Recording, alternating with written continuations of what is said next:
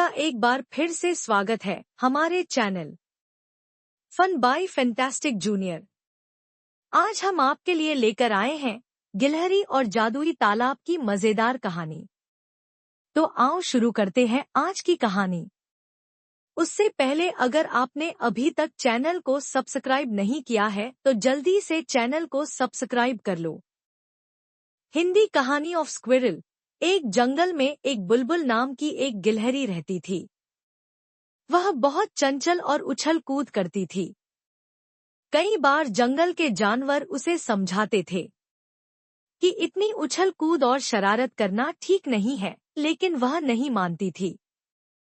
उसे यह सब करने में मजा आता था। एक दिन बुलबुल एक पेड़ पर उछल कूद कर रही थी। तभी वहां भोलू भालू आया। बुलबुल कूदकर उसकी पीठ पर बैठ गई। भोलू, बुलबुल बहन, आज भी रोज की तरह शैतानी कर रही हूँ।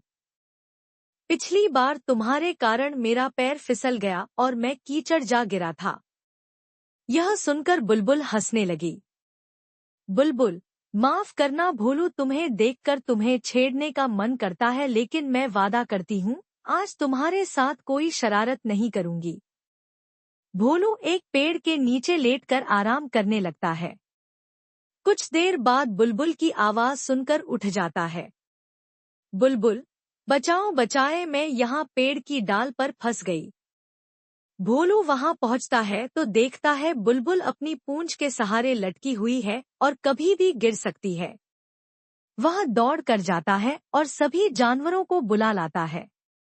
बुलबुल, भाइयों मुझे बचा लो, मैं पेड़ पर चढ़ रही थी, तभी दो टहनियों के बीच मेरी पूंछ फंस गई। कुछ देर बाद जिराफ वहां पहुंचता है। वह गिलहरी को पेड़ से छुड़ाकर नीचे रख देता है। बुलबुल सबका धन्यवाद करती है। भोलू, देख लिया शरारत करने का नतीजा। वादा करो आगे से कभी शरारत नहीं करूंगी। बुलबुल वादा कर लेती है।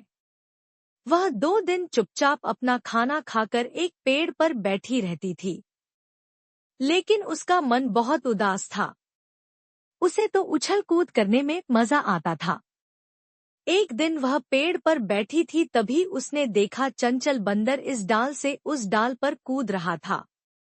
यह देखकर बुलबुल का मन भी यही सब करने का होने लगा। अगले दिन उसने फैसला किया कि वह जंगल से दूर दूसरे जंगल में जाकर खेला करेगी, जिससे गांव वालों को उसकी शरारत के बारे में पता नहीं लगेगा। सुबह होते ही वह सबसे बचती बचाती दूसरे जंगल में पहुंच गई। वहां पहुंचते ही उसे एक बड़ा सा तालाब दिखाई दिया। उसने सोचा क्यों न पहले नहा लिया जाए। वह जैसे ही तालाब के पास पहुंची, एक चिड़िया ने उसे आवाज लगाई। चिड़िया बहन, क्या तुम इस जंगल में नई आई हो? इस तालाब से दूर रहना, इसमें कोई भी नहाने जाता है उसके शरीर का एक हिस्सा गायब हो जाता है। बुलबुल, वाह, ऐसा कैसे हो सकता है? तुम झूठ मूठ में मुझे डरा रही हो। चिड़िया, तुम्हारी मर्जी, मैं तो तुम्हें सावधान कर रही थी। जाओ नहा कर देख लो, पता लग जाएगा। बुलबुल नहीं मानी। उसने तालाब में डुबकी लगा ली। उसे बहुत मजा आया। वह बहुत देर तक तालाब में नहाती रही। जब वह तालाब से बाहर निकली तो चिड़िया उसे देखकर हंसने लगी। बुलबुल, तू क्यों हंस रही है? चिड़िया, तुम्हारी पूंछ कहाँ है? बुलबुल ने पलटकर देखा तो उसकी पूंछ नहीं थी। बिना पूंछ के वह बहुत बुरी लग रही थी। बुलबुल रोने लगी। वह तालाब के पास जाकर उससे अपनी पूंछ वापस मांगने लगी।